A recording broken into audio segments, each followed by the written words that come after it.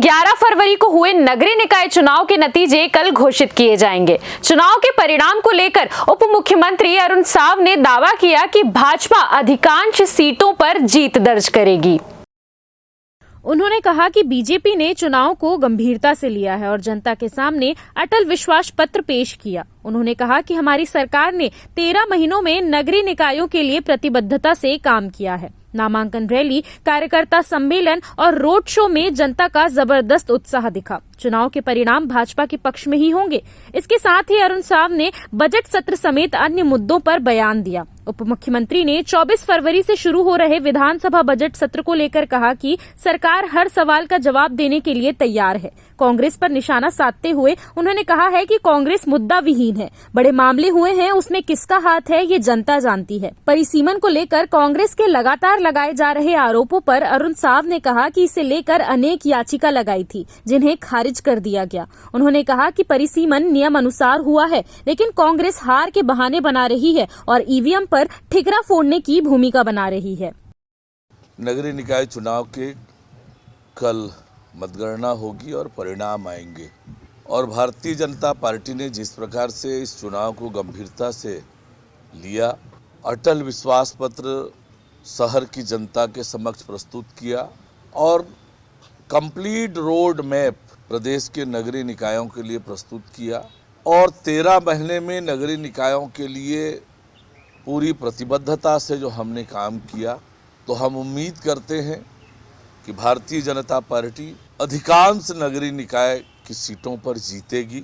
और मैं प्रदेश के अनेक नगरीय निकायों में गया हूं, चाहे नामांकन रैली के लिए, कार्यकर्ता सम्मेलन के लिए और बाद में रोड शो और सभा में, तो जो उत्साह जनता के बीच दिखा, कार्यकर्ताओं में दिखा, इससे पूरी तरह से स्पष्ट है कि ये नगरीय निकाय चुनाव के परिणाम भारतीय जनता पार्टी के पक्ष में होंगे। पूरा छत्तीसगढ़ जानता है कि 5 साल में कांग्रेस की सरकार ने क्या किया है।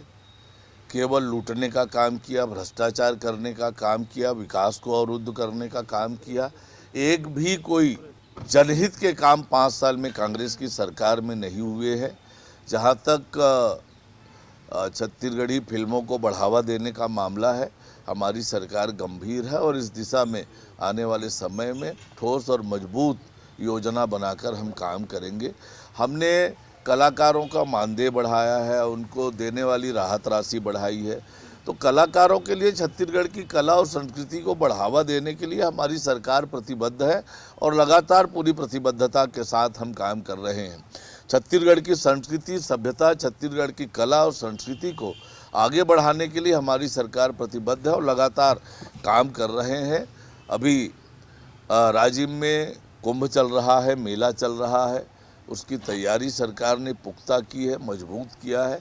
बहुत अच्छे से राजीव का कुंभ कल्प संपादित हो रहा है, पूरी व्यवस्था है। तो हम छत्तीसगढ़ की कला, संस्कृति, सभ्यता को आगे बढ़ाने के लिए पूरी प्रतिबद्धता से काम कर रहे हैं। देखिए, जहाँ तक परिसीमन की बात है, परिसीमन को लेकर अनेक याचिकाएं माननीय उच्च न्यायालय में लगी थी।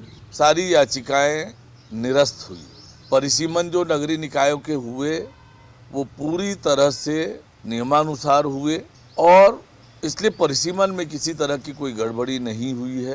कांग्रेस पार्टी लगातार बहाने कर रही है, हार के बहाने ढूंढ रही है और सबको मालूम है कि ये ईवीएम पर ठिकरा फोड़ने की भूमिका बना चुके हैं, बना रहे हैं, क्योंकि कांग्रेस पार्टी को पता है नगरीय निकायों की 5 साल जैसी उन्होंने दुर्दशा की तो शहर की जनता उनके पक्ष में खड़ी नहीं होगी। ये परिणाम तो जैसे विधानसभा का आया, लोकसभा का आया, रायपुर दक्षिण के उपचुनाव का आया, उससे भी बेहतर परिणाम ये नगरीय निकाय के चुनाव जो 173 निकायों में हो रहा है वो आएगा।